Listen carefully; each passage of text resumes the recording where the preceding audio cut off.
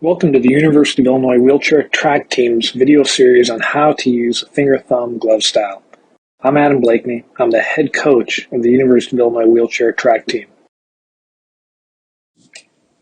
In this video, we will discuss how to find an effective seating position in a racing wheelchair. There are two primary goals to be achieved when identifying optimal seating position. The first is to ensure optimal handring coverage is achieved.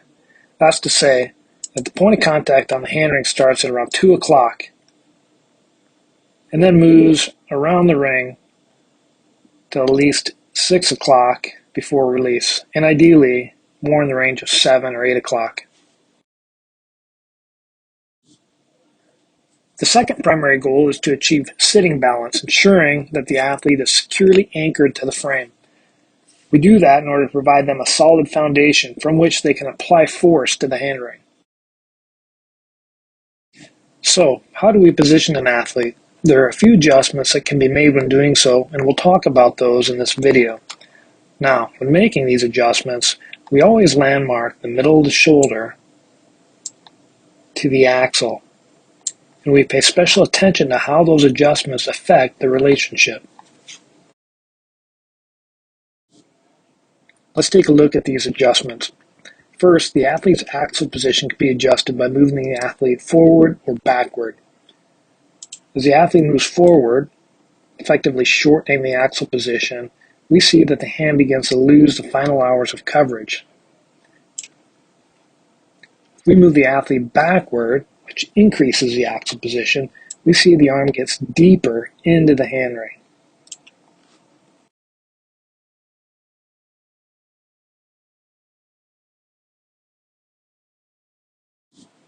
We can also adjust the seat height up and down.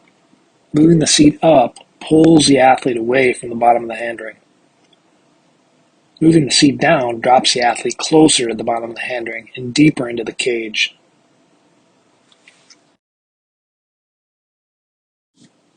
Finally, we can adjust the knee height. Raising the knee height will pull the shoulder up and back. Lowering the knee height will drop the shoulder deeper into the handring by dropping it and moving it forward.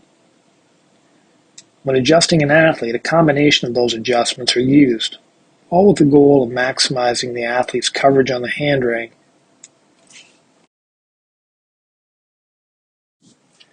Positioning an athlete takes a lot of trial and error, especially so for novice athletes. That said, we do use a few rules of thumb as guiding points.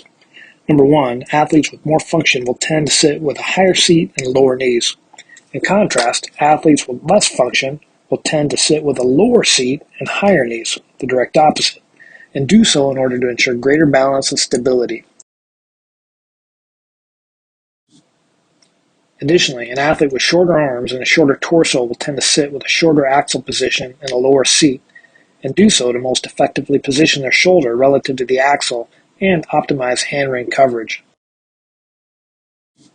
A final point to be made, and a critical one when finding an effective position for an athlete. This is the selection of the appropriate handring size. It goes hand in hand with finding an effective seating position. To select the appropriate handring size, take a measurement from the elbow to the first knuckle of the middle finger. You can see that in this diagram. That dimension will be a 1-to-1 ratio to handring size. Round up or round down as needed.